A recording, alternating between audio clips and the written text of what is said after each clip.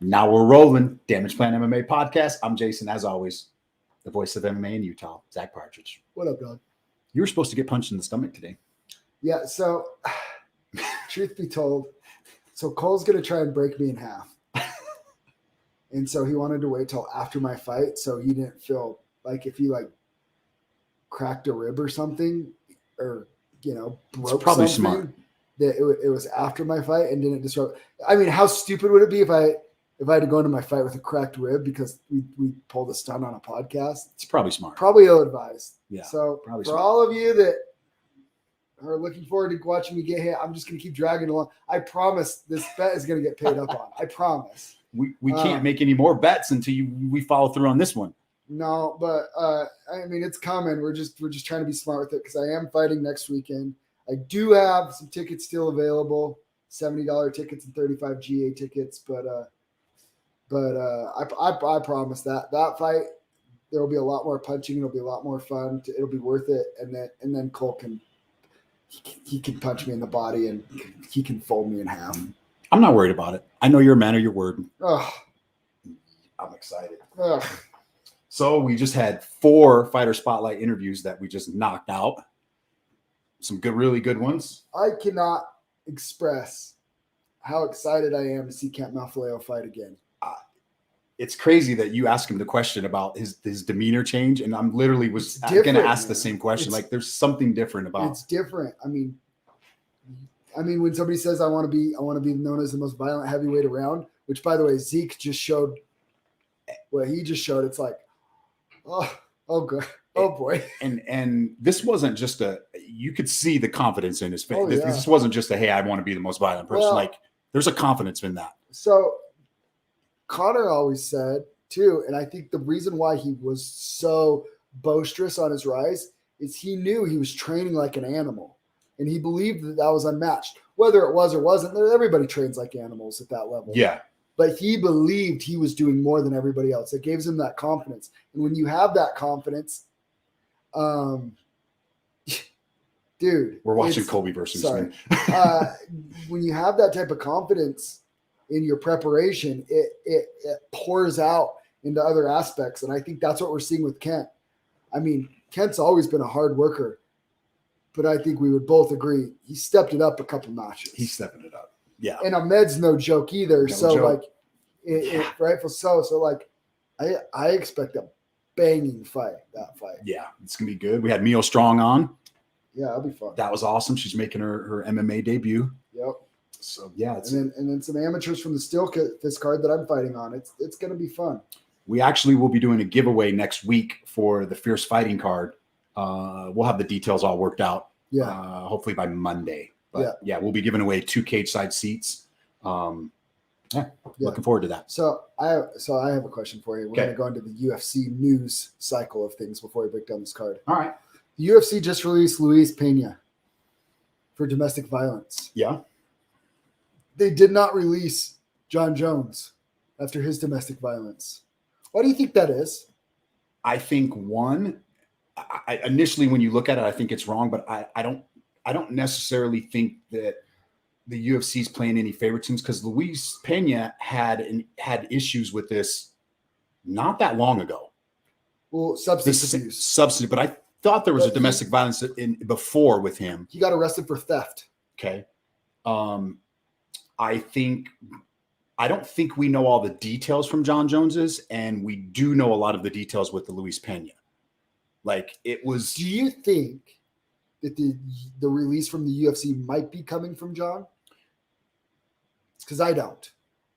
I don't think Dana releases him.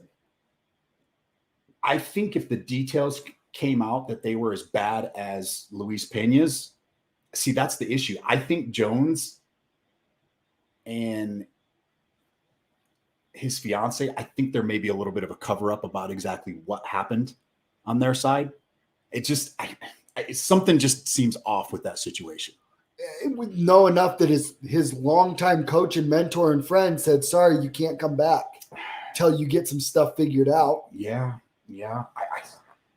By the way, John to me does not seem like the type of person that's going to go back now. why hasn't the details come out with the John Jones things? I mean, we know she was bleeding, right? We know her kids were with her and said they don't want to go back into the room. And why has nothing else come out? I believe it was the kids who called 911. Yeah. Why are we not getting those details? All we're getting is him tweeting stuff about him and his fiance in the car, and it just it's a bad look. I'm worried for her. I'm worried for his fiance. Well, and then he came out and he's like, "Yeah, I'm not getting a PR person. Like actions speak louder than words." He's doing all that stuff, which is like kind of PR 101, right? Yeah. He's been involved in enough of these that he doesn't have to hire a PR person. He knows what a PR person is going to say because he's done this 5 times, right?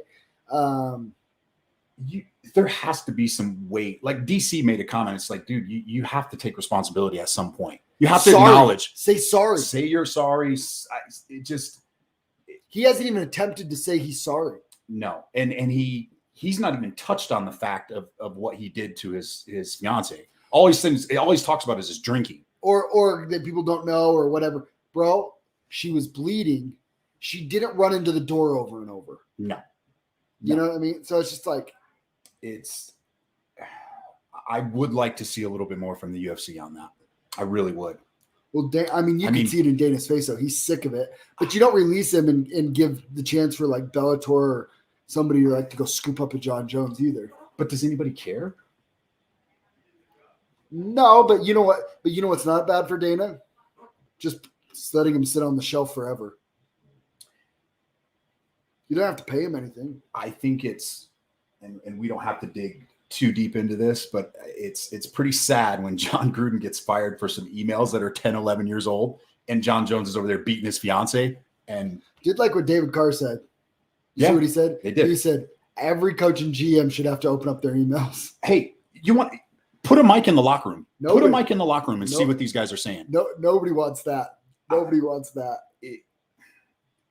I don't know. I just have a different opinion on that type of stuff. I think that context is everything. And I don't think that he's a racist or I don't know. We don't need to talk about it. Let's just break down the card. I was just trying to keep around like John Jones, like UFC stuff, but it's just like, it's just interesting to me the difference in the way it was handled. I mean, Luis Pena is a lot less high profile than John Jones is. Very true.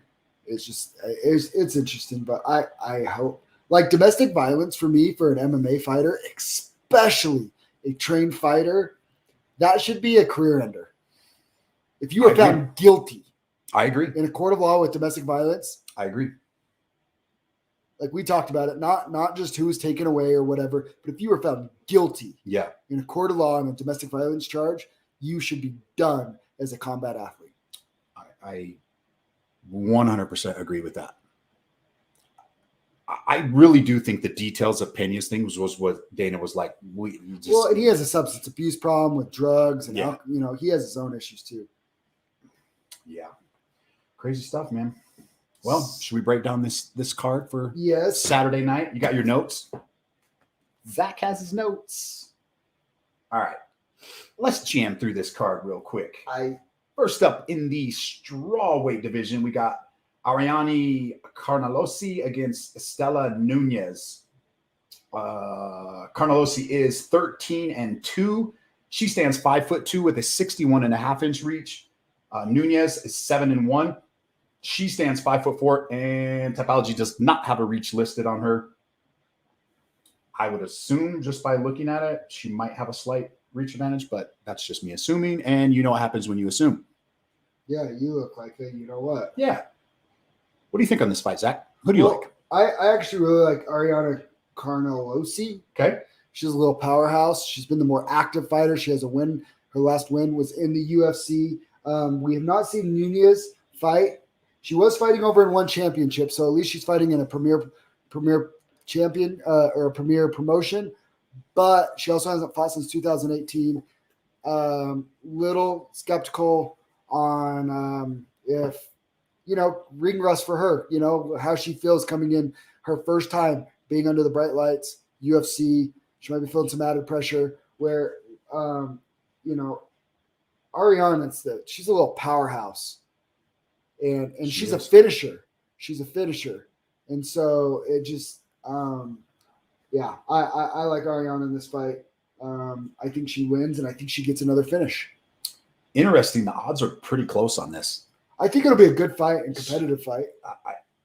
Especially with the layoff, because everything is telling me Ariana wins this fight with Nunez coming in with such a big layoff. But after watching the weigh-ins, I'm with you. I like Ariana in this one as well.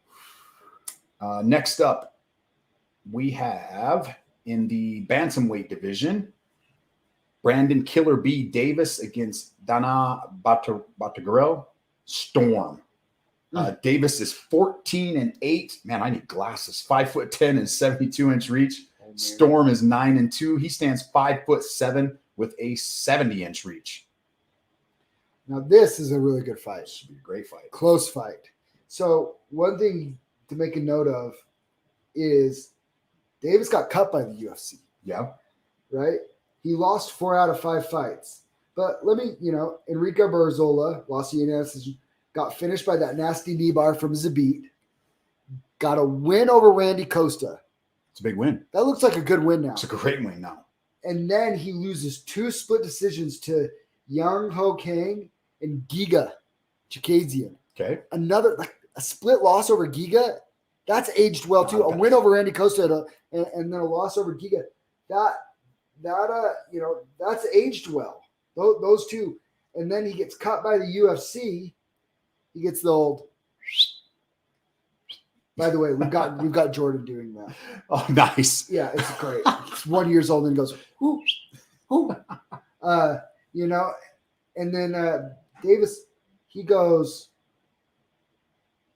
on a 4-fight win streak outside of the UFC, and he comes back. Now, this is a really hard fight for him. Dana he's very dangerous and a banger. But you know what? I'm actually going to go towards the underdog on this one. I like the value of Davis. He's had the momentum. He's been in there with people like Giga and Randy Costa, who he can compete with those high-level guys. And Dana has some serious power in his hands. But I think Brandon Davis is ready for it, and I'm going with the underdog on this one. Ooh, you're going with the underdog. Yeah, it's going to be a good fight. I think it's going to be a good fight, and I'm going to slightly disagree with you. That's fair. I think Storm gets it done. Next up, we've got on super short notice, 7 days notice, Lupe Godinez fighting Luiana Carolina. Lupe is 6-1. She stands 5'2" with a 61-inch reach. Dredd is 7-2. She stands 5'6" with a 69-inch reach. Once again, Lupe coming in on 7 days notice. She just had a freaking phenomenal fight last weekend where she just pretty much walked through Juarez like it was nothing. And now she's moving up a weight class to fight Carolina. And she's favored. I am all over Lupita with the momentum that she has. Sometimes I'm like, too quick of a turnaround. She didn't take any damage in the last fight. She controlled her. She's so physical. She's a dog. Like no weight cut. Like I'm all in with Lupe on this fight as well. She's going to be a little undersized. She's at an 8-inch reach disadvantage, but I think once she gets on the inside, she's such a powerhouse. When she gets on the inside, I think her strength. Don't you think that she's in a win-win situation? Even if let's just say she 100%. loses, you and I both agree that she's winning this fight, right? 100%. But for her to step in like that, gangster. Gangster move. I am all in on Lupe. I just like the momentum that she's coming off and riding, just like doubling down on her momentum too. Yep, I love it. Next up in the men's welterweight division, we have Danny Roberts. Hot Chocolate Roberts. That's his fight name. Hot Chocolate. I like that. Against Ramazan Amiv Goritz. Hot Chocolate is 17-5, stands 6'1" with a 74-inch reach.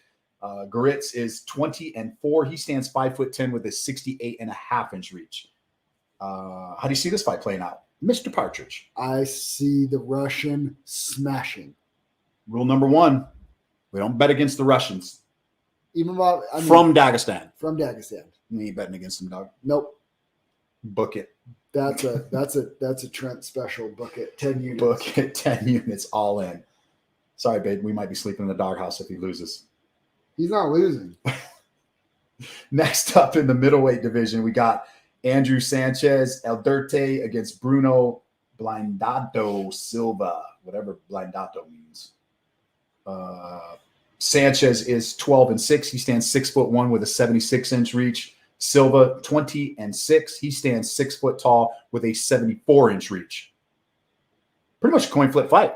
It's another coin flip, but I'm going to take the value on another underdog with Andrew Sanchez in this fight. I'm a little biased, I think, towards some of these guys, but as you know, I like to fancy myself as the Ultimate Fighter historian. I've watched all of those over and over and over and over and over and over and over. And I think, and a large in part though too, is I like to watch them and study those young fighters because you find some real gems in the show. But Andrew won the show, and at 205, and he is when you can fight their 4 fights in 5-6 weeks, the way that they have to on that show to win that show, or win 3 fights in 4 or 5 weeks, and then the finale later. When you can perform and rise in that pressure cooker of an environment. Forget the cameras and the reality TV show. I'm talking about training 2 times a day with killers, with potential future opponents, the mental strength and the things like that. I think that I feel like more often than not, the people that succeed and do well in the Ultimate Fighter usually have really good careers in the UFC. Yeah. There's been a lot more contenders and champions than I think people that have won that show that fade quick. And I think Andrew Sanchez, he's had some tough matchups and he's had some tough goes with it. But another thing that you have to look at with Sanchez too is he has a unique style at 205 pounds, and he kind of does that sideways, like karate, almost like Wonder Boy style. Middleweight. Middleweight. I apologize. He was 205er on the Ultimate Fighter. They usually fight up, so they don't have to cut weight over and over, right? But when he's at middleweight, he kind of has that back and forth style a lot. He's gonna be. I like the value on him, and he has more. He has less fights, but he has more experience in the UFC against that high level of competition. I like it. You think you sold me on the underdog on this one? You sold me on the underdog. I'm going to go with Sanchez as well. Next up in the featherweight division, I already know where Zach's going with this one. We got Klein versus Nate Landau. Mr. Highlight, Klein is 17-3, stands 5'7" with a 72-inch reach. Landau is 14-4, stands 5'9" with a 70.5-inch reach. Real quick, where's Klein from? Klein is from Clarksville. No, Klein is from Slovakia. Yeah. He's from that part of the world. Yep.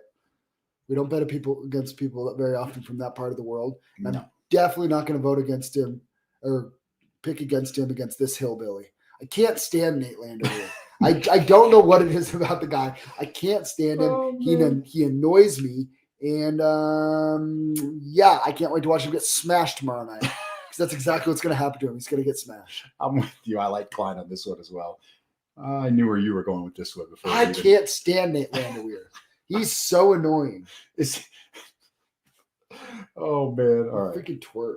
All right. Next up in the women's flyweight division, we got Manon Ferreira against Mayra Bueno Silva. The Beast Ferreira is 7-1. She stands 5'7" with a 66-inch reach. Silva 7-1-1. She stands 5'6" with a 66.5-inch reach. I like the Beast in this one. I think Fury is too aggressive, and she just imposes her will in this fight. And I actually think she gets a finish. Really? One thing I do like about there's some women fights on this card, and a lot of these girls are physical girls. And as we get physical girls, more and more of them into the sport, we're seeing more and more finishers in the sport. Something that's always kind of was a knock on women's MMA is there wasn't very many finishers. Well, we're starting to see some finishers come in, and Ferreira, I think, is 1, 2, Go for 3, 4, 5, She's 6, a finisher. 7. 7 finishes. 7 out of her 9 wins are 7 finishes. out of 9 wins are She's finishes. a finisher. She's my notes just. I think she's just too aggressive, and she's not wild. Like she's not a berserker aggressive. Yeah. But man, when she's landing and she finds her range, she makes it count. And I like Ferreira to take control in this fight. I'm really thinking about this one. Okay. Are you thinking about whether you want to be right or wrong? Yeah. I mean, Okay. does Silva has a chance to get it on the ground? Have we seen Ferreira have a fight go to She's the ground? a big physical girl. I She mean, is. It'll be interesting. If it went to the ground, it'd be interesting to see if Silva's Ferreira got can like, get up. I think it was 4 submissions out of her 8 fights. Yeah. We haven't really seen Ferreira on the ground. What is Silva by submission? Let me just look at this. Because I don't know, but it's wasting money because she's getting. it's plus 750. I'm going Ferreira. Yeah, good call. Yeah. Yeah. Oh, she gets subbed like 30 seconds. I'm going to be pissed. I'm going to be pissed. Next up in the lightweight division, we got Jim Miller, A10 Miller against Eric Gonzalez, the Ghost Pepper. What's up with these fight names? I don't know, man. Hot Chocolate, A10, the Ghost Pepper. Jim Miller is 32-16. He stands 5'8" with a 71-inch reach. Ghost Pepper 14-5. He stands 5'11" with a 74-inch reach. Gonzalez making his UFC debut. Yeah, this is a horrible matchup for somebody making their UFC debut. Jim Miller's just too much of a crafty veteran. I think he gets it done, and I think he looks good in this fight. He's actually looked good in his last handful of fights. He really has, And even though he's lost him. Joe Selecki was in the fight. Vic Pichel. Oh, yeah. We're watching rewatching Colby Covington, and Colby just broke his jaw. Yeah. Allegedly. Anyways, yeah, no, I like Jim Miller. I think he just has too much experience. I think he gets it done in this fight. Jim Miller is I would like to see your Jim Miller by submission. He's a huge favorite. Jim Miller by submission is Miller by submissions plus 280. I like that. I like it too. I'm going to go with you. A little sprinkle. Sprinkle a little bit on there. All right, co-main event. This has got to be the weakest co-main event in UFC history. 10 years ago? Okay, maybe. Man, Colby's a dog. He is a dog, man. He said he had a broken jaw, and he's just standing in the pocket trading with dude. He is just. People could hate him all they want, but he's a freaking dog, and he can fight. What's his name? Justin Gage just said, yeah, he's like, I can't stand the guy, but he can fight. He can fight. Well, that's always been like that. So remember, the first time I got put in Facebook jail, which I'm currently serving my 6th sentence in. But that's what we talk about. The very first one was because I called somebody a donkey boy because he hates Colby, and he couldn't even take his bias out of it enough to say he was a good fighter. Yeah. It's like, no, dude, he's the second best welterweight in the world right now. Yeah, he really is. And he might even be one of the top 10 welterweights of all time. Yeah. He really might be. And he'll never sniff UFC gold. I told you before we got on here, who wins all in on Usman, but who wins with him and Leon Edwards? Who? Colby? Yeah. Colby smokes him, right? He smokes him. Yeah. Hey, Leon Edwards, Jorge Masvidal. I like Edwards on that one. I love the fight. How dare you? I love the fight. How dare you? I love the fight. You know Edwards. You know Jorge's putting Edwards to sleep. You think so? Oh, yeah. You think he's putting him to sleep? Oh, yeah. 3-piece, walking out with a 3-piece and soda shirt, everything. I kind of think I don't know if Masvidal's all in. Like, I know he's game. He's doing his promotion. He's doing his promotion. He's got a little bit of fame. Things are going good. Like, you're seeing him everywhere. Like, I'm not saying he's not going to be ready. I'm just like, there's levels to this. Like, is he at that level? It'd be interesting to see. Is his number one priority still getting a belt? Yeah. Anyways, we got co-main event Andrei Arlovski and Carlos Felipe. This is how much we care about it. We're talking about fights that are a month away. Andrei Arlovski is 31-20. He's 6'3" with a 77-inch reach. Felipe 11-1. He stands 6 foot tall with a 75-inch reach. I think we're going to disagree on this one, Zach. I think we do disagree on it. That's fine, because guess who? If there's one guy on this card, I can't stand Nate Landau, but if there's another guy I don't really care for, it's Felipe in the UFC. He annoys the crap out of me. And guess what? For a heavyweight, he hasn't had a finish since 2017. For a heavyweight, I'm like, guess what? And he flaps his gums nonstop. And you know what?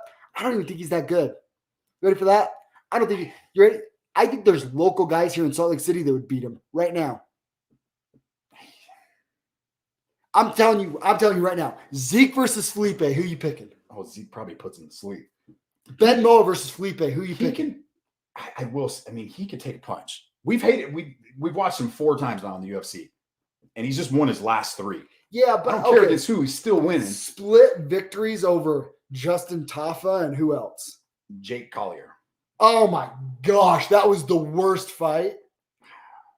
That might have been the worst heavyweight fight of 2021. And Orlovsky's 42 years old, dude. Orlovsky years old. Are you ready for this? Orlovsky by decision. Picks him apart, stays on the outside, stays away from big shots, like a savvy veteran. It's just a coin flip fight. No, Orlovsky by decision. You heard it here. Orlovsky by decision.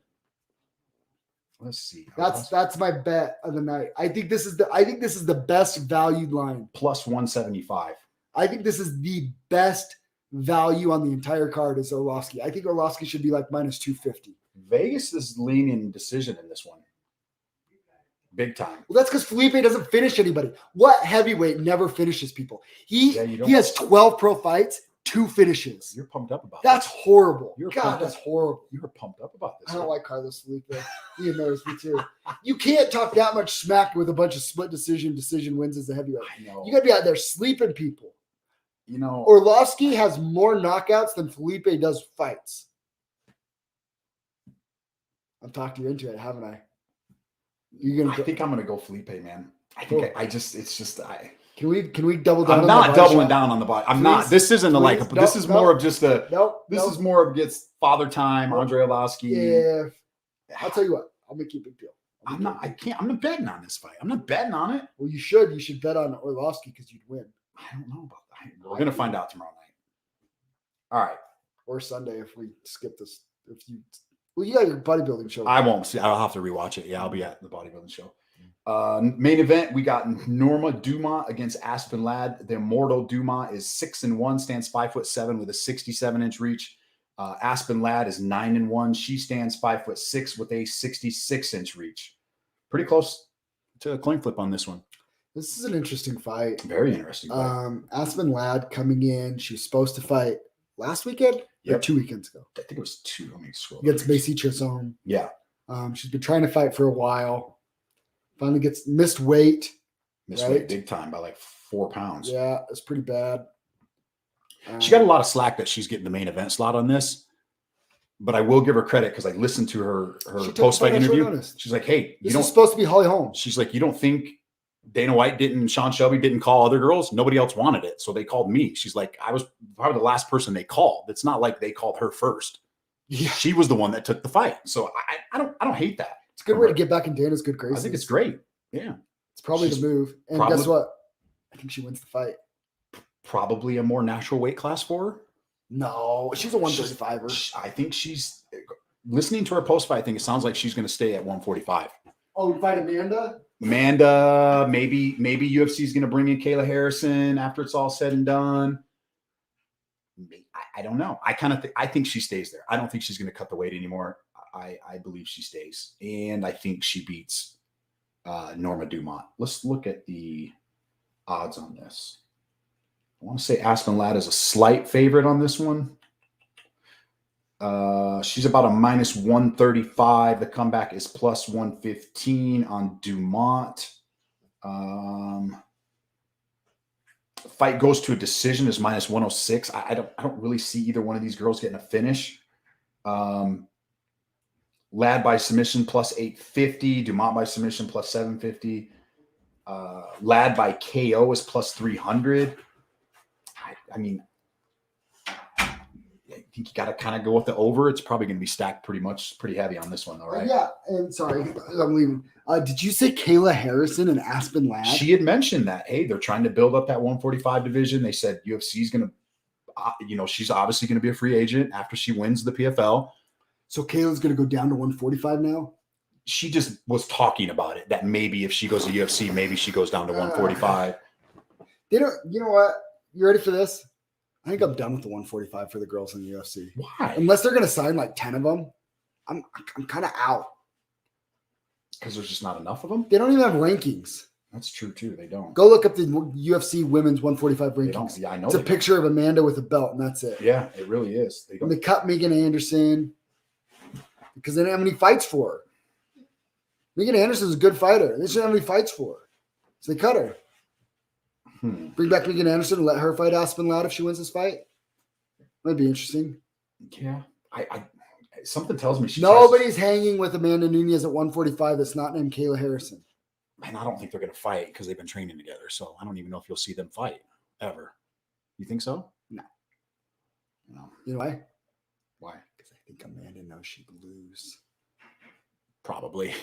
I would like to be a fly on the wall when they train, though. It really would. I think Amanda knows she'd lose. I think I would like to be a fly on the wall to see that. So we're both on Aspen Ladd? Yeah, we're both on Aspen Ladd. I like the over. What's your DraftKings lineup look like? Oh. That. Sorry. Colby's just a dog, dude. I mean, Usman's the man, right? But sometimes you got to give... Just because somebody loses doesn't mean they didn't have a bad fight. This was a great fight. Was this the best 170-pound title fight? This is a great fight. Here comes the knockout. Yeah. Isn't this the greatest 170 title fight that we've seen? I can't think of one that's compares to this right now. The judges had this tied going into the last round. Colby wins this round. He's the champ. What adjustments could Colby make to beat Usman? Well, the problem I see for Colby, he can't take these shots. The problem I see for Colby is to beat Usman. One thing that I think where he has a little bit of an advantage of is Usman, I think, cuts a lot of weight to get to 170. Yeah. Where I think that's pretty close to Colby's walking around weight. Usman seems a little slow. Oh. With that jab. It's just that power jab. He's not as slow. Oof. Yeah, it hurts. Heavy. Usman's just heavier shots, too. He's more dense. Like, if you look at the two body types, Usman's just more dense. Usman could walk on the bottom of a pool. Yeah. Yes. No, it's yeah. Oh, big shots. I mean, the fact that Colby kept fighting like this, though. Colby can't take that power jab early on. He's got to find a way to avoid that power jab. Well, so here's the thing: they mimic each other so well, right?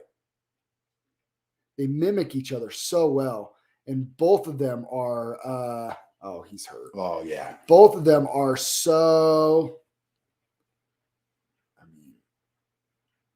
yeah, he's hurt pretty bad. That's not a bad stoppage. Not at all. Horrible, but I don't know. I kind of think you got to let that go a little longer. In a title fight, maybe. But no, we talk about... when you talk about like Colby beats people with volume, right? Yeah. He beats people with forward pressure and cardio. And usually by a fourth, fifth round, people are wilting. Well, Usman's not going anywhere for 5 rounds. No. But the biggest thing with Usman is he's getting better. Like you said, maybe Colby has gotten better, but has he done enough to surpass Usman? I don't think so. We're gonna find out. That's the best thing about it. That jab. What could Colby do stylistically? Get in even better cardio shape and make Usman wrestle and try and get him tired, and because neither of them really wrestled in this fight. They didn't wrestle, right? At all. They kind of just. It was kind of like a little gentleman's agreement of like, hey, both of our wrestling's really good. Yeah. Like F that. Like, what if Colby decides, you know what? I'm gonna keep this pressure and I'm gonna wrestle you. Yeah.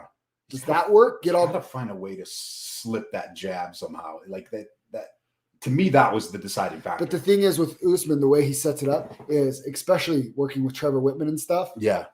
It's so clean and it's efficient. Yeah. Right. So he can pop that jab and just flick it, and just keep pumping that jab out there. And I just don't think that there's a whole lot that Usman can do because that power, it's not like he's exerting a ton of energy. Yeah.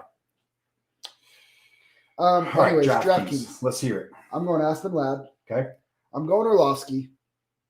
I'm going Andrew Sanchez. I'm going Ferreira. I'm going with my underdog, Brandon Davis, and then Lupi Godinez. That's pretty solid draft. Those six, and that fits into the budget nicely. It's perfect. It fits perfectly into the budget, and I really like that a lot. It's cashing. Cash it. Go heads up with somebody. Have some fun. We'll see you guys Monday. Yeah, we'll see everybody Monday. But I mean, oh man, I'm just watching this fight, and I'm just like, I'd love to give Colby a chance. I'm going to rewatch it a couple more times. Obviously, we're going to do our breakdown. Enjoy the fights, everybody. Yeah, enjoy the fights. We'll Dude, see you look guys. at Usman. His face is messed up too. Ali Abiz, is that guy? Does he bug you as much as he bugs me? Yeah, he bugs me. He's a little slime Yeah, ball. I think he is a slime ball. Yeah. Ditto. We'll see you guys on Monday. Thanks for tuning in.